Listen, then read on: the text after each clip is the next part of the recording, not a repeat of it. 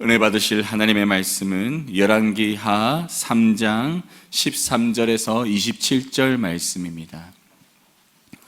열왕기하 3장 13절에서 27절 말씀입니다. 구약성경 563면쯤에 있습니다. 열왕기하 3장 13절에서 27절 우리 한 절씩 우리 다 함께 한 목소리로 읽도록 하겠습니다. 엘리사가 이스라엘 왕에게 이르되 내가 당신과 무슨 상관이 있나이까? 당신의 부친의 선지자들과 당신의 모친의 선지자들에게로 가소서 하니 이스라엘 왕이 그에게 이르되 그렇지 아니하니이다. 여호와께서 이 세 왕을 불러 모아 모압의 손에 넘기려 하시나이다 하니라. 엘리사가 이르되 내가 섬기는 만군의 여호와께서 살아 계심을 두고 맹세하노니 내가 만일 유다의 왕 여호사밧의 얼굴을 봄이 아니면 그 앞에서 당신을 향하지도 아니하고 보지도 아니하였으리이다. 이제 내게로 검은 곳 탈 자를 불러오소서 하니라. 검은 곳 타는 자가 검은 고를 탈 때 여호와의 손이 엘리사 위에 있더니 그가 이르되 여호와의 말씀이 이 골짜기에 개천을 많이 파라 하셨나이다. 여호와께서 이르시기를 너희가 바람도 보지 못하고 비도 보지 못하되 이 골짜기에 물이 가득하여 너희와 너희 가축과 짐승이 마시리라 하셨나이다. 이것은 여호와께서 보시기에 작은 일이라. 여호와께서 모압 사람도 당신의 손에 넘기시리니 당신들이 모든 견고한 성읍과 모든 아름다운 성읍을 치고 모든 좋은 나무를 베고 모든 샘을 메우고 돌로 모든 좋은 밭을 헐리라 하더니 아침이 되어 소재 저릴 때 물이 에돔 쪽에서부터 흘러와 그 땅에 가득하였더라. 모압의 모든 사람은 왕들이 올라와서 자기를 치려 한다함을 듣고 갑옷 입을 만한 자로부터 그 이상이 다 모여 경계에 서 있더라. 아침에 모압 사람이 일찍이 일어나서 해가 물에 비침으로 맞은편 물이 붉어 피와 같음을 보고 이르되 이는 피라. 틀림없이 저 왕들이 서로 죽인 것이로다. 모압 사람들아 이제 노력하러 가자 하고 이스라엘 시내에 이르니 이스라엘 사람이 일어나 모압 사람을 쳐서 그들 앞에서 도망하게 하고 그 지경에 들어가며 모압 사람을 치고 그 성읍들을 쳐서 헐고 각기 돌을 던져 모든 좋은 밭에 가득하게 하고 모든 샘을 메우고 모든 좋은 나무를 베고 길하레셋의 돌들은 남기고 물매꾼이 두루다니며 치니라. 모압 왕이 전세가 극렬하여 당하기 어려움을 보고 칼창 군사 700명을 거느리고 돌파하여 지나서 에돔 왕에게로 가고자 하되 가지 못하고 이에 자기 왕위를 이어 왕이 될 맏아들을 데려와 성 위에서 번제를 드린지라. 이스라엘에게 크게 경노함이 임하매 그들이 떠나 각기 고국으로 돌아갔더라. 아멘. 오늘 이 새벽에 여호와 보시기에 작은 일이라는 제목으로 함께 말씀을 나누실 때 큰 은혜가 있길 간절히 축원합니다.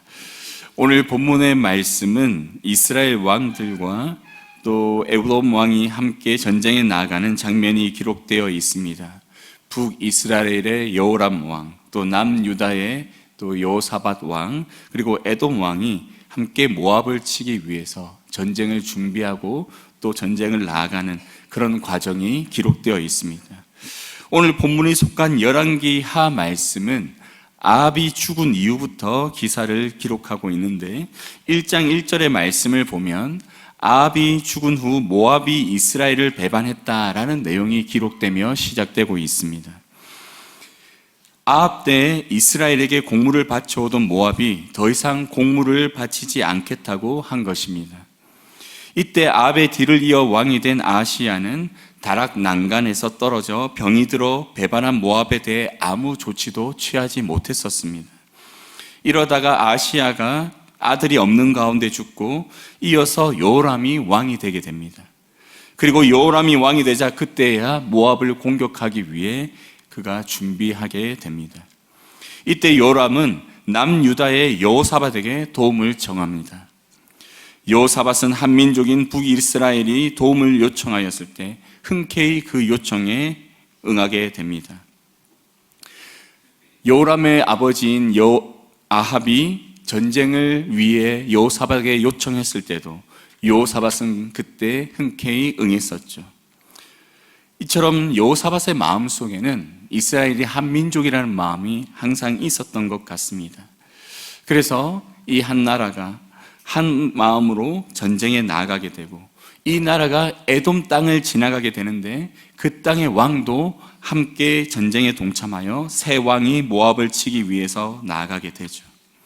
그런데 이 세 나라의 연합군이 나아가면서 능히 모압을 이길 수 있을 것이라 생각하며 나아갔을 것입니다. 그런데 생각지도 않은 어려움이, 위기가 그들에게 닥치게 됩니다. 우리 10절 말씀, 우리 오늘 본문 이전 10절 말씀 다 함께 읽겠습니다. 시작. 이스라엘 왕이 이르되 슬프다, 여호와께서 이 세 왕을 불러 모아 모압의 손에 넘기려 하시는도다 하니. 아멘.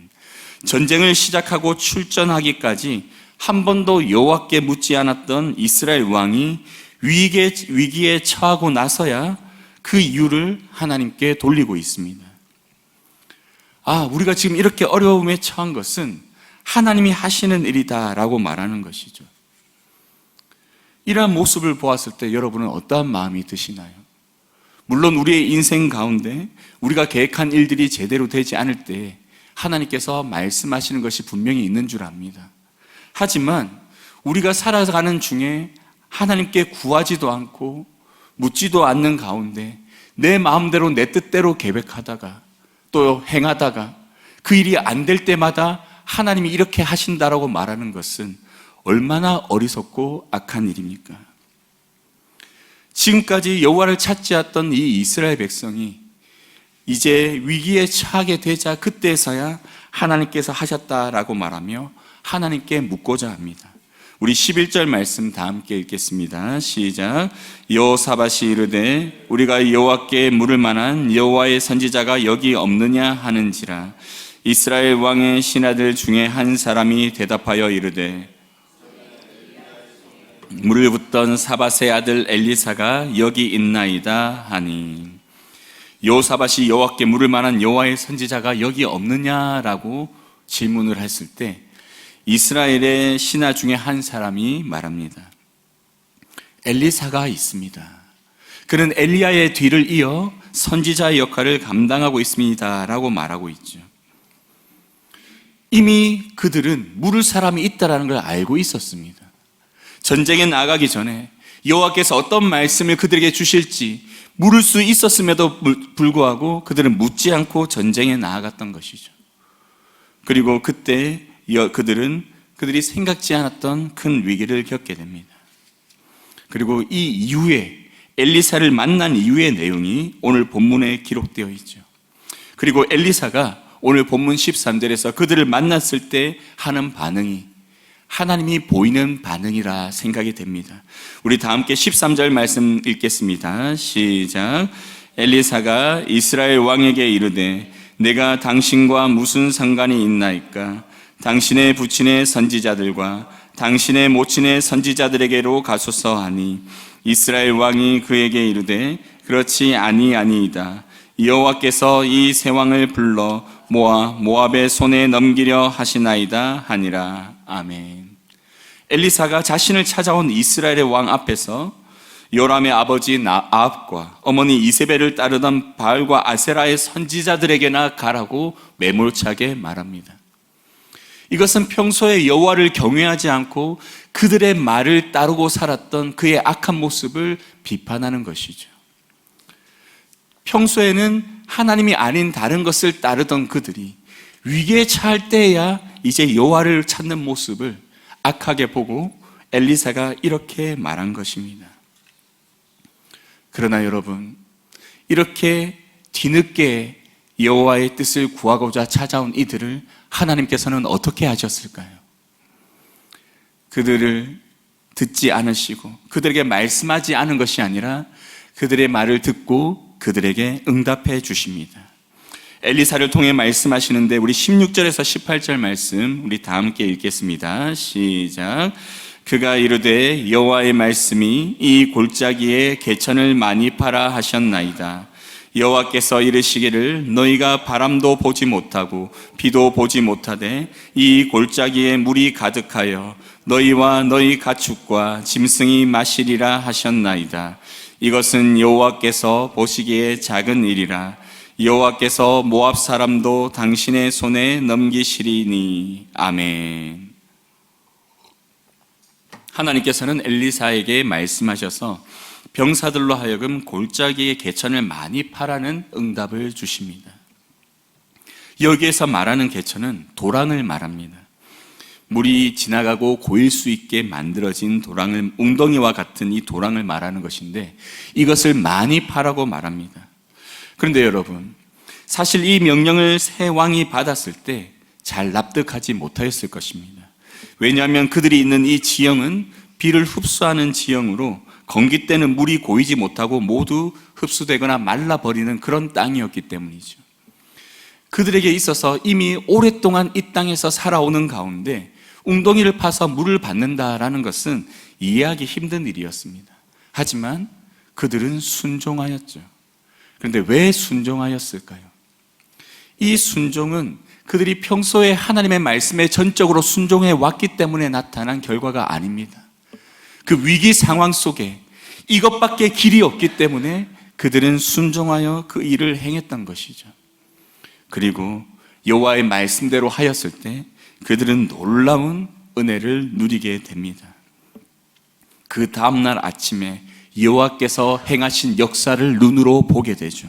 우리 20절 말씀 다 함께 읽겠습니다. 시작.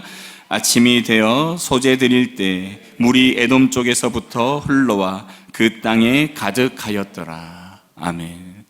정말 비도 오지 않았는데 바람도 불지 않았는데 놀랍게 그 물들이 에돔으로부터 흘러와서 그곳에 그들이 팠던 웅덩이에 모두 고이게 된 것입니다. 그리고 여러분, 하나님의 이 놀라운 이적을 통해 이스라엘 백성들은 전쟁에서 승리하는 은혜도 누리게 됩니다. 이 웅덩이에 물이 얼마나 많이 고였는지 모압 진영에서 이스라엘 진영을 바라볼 때 아침에 해가 뜨는 그 가운데 빛이 반사되어 피처럼 보였던 것입니다. 모압 사람들에게 있어서는 평소에 절대 볼 수 없었던 모습이죠. 지금 이 시기에 저쪽에서 피가 고인 것 같이 물이 많이 고여 있는 것을 그들은 상상도 하지 못했던 것입니다. 그래서 모압 사람들은 어떻게 생각했냐면, 아, 이스라엘 백성들이 서로 싸우다가 죽었구나, 에돔까지 서로 망하였구나, 그러니 이제 우리 노력하러 가자라고 말하며 정말 엉뚱한 것 같은 이 생각을 하고 그들은 이스라엘 진영 가운데 무방비로 나오게 됩니다. 그리고 이때 진영을 갖추고 있던 이스라엘은 모압을 진멸하게 되어지죠. 사랑하는 성도 여러분, 오늘 이 이스라엘 연합군의 이 모습을 보면서 어떠한 마음이 드시나요? 하나님 앞에 구하지 않고 묻지 않고 살아오는 중에 내 인생을 내 결정한 대로 마음대로 살다가 일이 안 될 때야 하나님을 떠올리고 하나님에 묻고 마치 하나님께 내 주권을 전부 내어드린 것처럼 하나님의 결정을 기다리며 그때에서야 아무것도 할 수 없을 때야 하나님이 말씀하신 것에 순종하며 살아오던 우리 인생의 모습을 떠올리지 않습니까?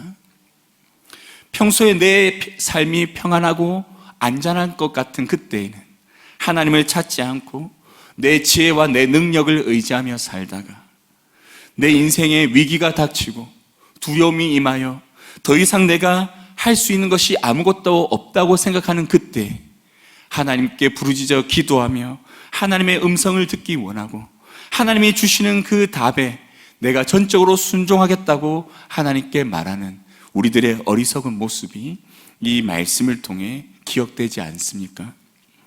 사랑하는 성도 여러분, 하나님께서 우리에게 요구하시는 것은 무엇일까요?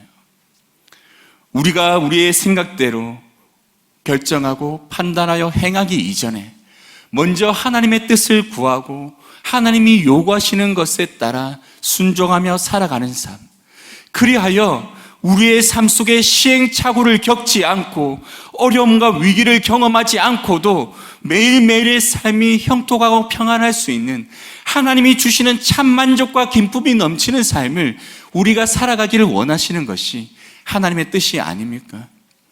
하지만 우리는 이러한 하나님의 뜻을 알고 있음에도 불구하고 하나님의 뜻을 구하는 시간을 우리의 삶 속에 가지지 못하며 순간순간 나에게 떠오르는 생각과 내가 가진 능력 안에서 이를 해결하려는 교만으로 말미암아 우리는 어려움을 겪을 때가 너무나 많습니다. 그런데 여러분, 우리 사랑의 하나님께서는 이러한 어리석은 우리들을 끝까지 사랑하심으로 말미암아 뒤늦게 하나님을 찾았을 때에도 우리의 그 기도를 들어주시고 그 기도 속에 역사하셔서 하나님이 여전히 살아계심을, 하나님이 여전히 우리의 아버지 되심을, 하나님이 여전히 우리의 삶의 주권자 되심을 다시 가르쳐 주시기 위해 놀라운 능력으로 우리가 보기에는 대단한 일 같지만 하나님이 보시기에는 아무것도 아닌 이 일들을 우리의 삶 속에 은혜를 베풀어 주심으로 우리로 하여금 다시 그 믿음을 회복시켜 주시고 다시 하나님을 찾는 일이 우리의 삶 속에 가장 우선되어져야 됨을 가르쳐 주시는 은혜를 베풀어 주십니다. 이 얼마나 감사한 일인가요? 이스라엘의 역사만 보아도 그렇죠. 이스라엘 왕 가운데 선한 왕이 있었습니까? 아무도 없었습니다. 여로보암 때부터 계속해서 우상을 숭배하고 하나님이 아닌 다른 것을 찾는 이들의 삶 속에 여전히 하나님은 은혜를 베푸시고 그들 가운데 일하시며 수백 년 동안 이 나라가 이어질 수 있도록 하나님은 은혜를 베풀어 주셨던 것이죠. 비록 결국 그 나라가 멸망하긴 하였지만 그 나라가 멸망하기 이전까지 하나님은 그 은혜를 끊임없이 베풀어 오셨음을 우리는 열왕기 상하의 말씀을 통해서 우리는 알 수 있습니다. 그리고 하나님의 은혜는 우리의 삶 가운데 지금도 베풀어지는 줄 믿습니다. 여러분, 때로는 늦었다고 생각하는 그때라도 하나님께 다시 엎드리고 하나님께 물으며 하나님이 주시는 그 말씀에 귀 기울이고 순종하는 우리 모든 성도님들 될 수 있기를 간절히 소망합니다. 그러나 가장 좋은 방법은 무엇인가요? 모든 일을 행하기 전에, 계획하기 전에 하나님의 뜻을 구하는 기도의 시간을 가지고 말씀 앞에 서서 하나님의 답을 구하며 그 시간을 통해 하나님이 인도하시는 그 길이 어떠한 길인지를 충분히 우리의 마음속에 새기고 우리의 마음속에 깨달아가는 시간을 가지는 것이 우리 성도의 모습이 되어져야 될 줄 믿습니다. 오늘 하루를 살아갈 때 이러한 삶을 살아가는 여러분들 되시길 간절히 소망합니다. 오늘 하루라도 어떤 일을 하기 전에 먼저 기도하고 하나님의 뜻을 구하며 하나님의 뜻대로 행할 때 주시는 은혜를 풍성하게 누리는 성도님들 될 수 있길 간절히 축원합니다. 아멘. 기도드리겠습니다. 사랑의 하나님 아버지, 매일매일 하나님의 뜻을 구하며 살아가길 원하지만 우리의 의지가 약하여 우리가 어리석어 때로는 하나님의 뜻을 구하지 않은 채 우리의 생각과 우리의 판단대로 우리가 살아갈 때가 얼마나 많이 있습니까? 하지만 이렇게 교만하고 악한 우리의 삶 속에도 하나님은 여전히 동행하시며 우리가 위기와 고난 속에 처하였을 때 하나님을 부르짖을 때 즉시 우리를 들어주시고 응답하시는 하나님을 우리가 다 말씀을 통해 다시 만나게 되었습니다. 하나님, 그 하나님을 바라보며 이제 오늘 우리에게 주신 말씀처럼 이제 매일의 삶 속에서 하나님께 묻는 우리의 삶이 되게 하시고 하루를 하나님께 간구하며 묻는 가운데 시작하여 하루를 마치기까지 하나님의 뜻대로 살아낼 수 있는 귀한 성도의 삶이 우리의 삶이 되게 하여 주시옵소서. 오늘 이 새벽에 주신 말씀을 기억하고 이 삶이 우리의 삶이 되어 시행착오 없이 하루하루가 하나님이 주시는 형통과 만족과 기쁨 속에 살아갈 수 있도록 역사하여 주시옵소서. 감사드리며 예수님의 이름으로 기도드립니다. 아멘.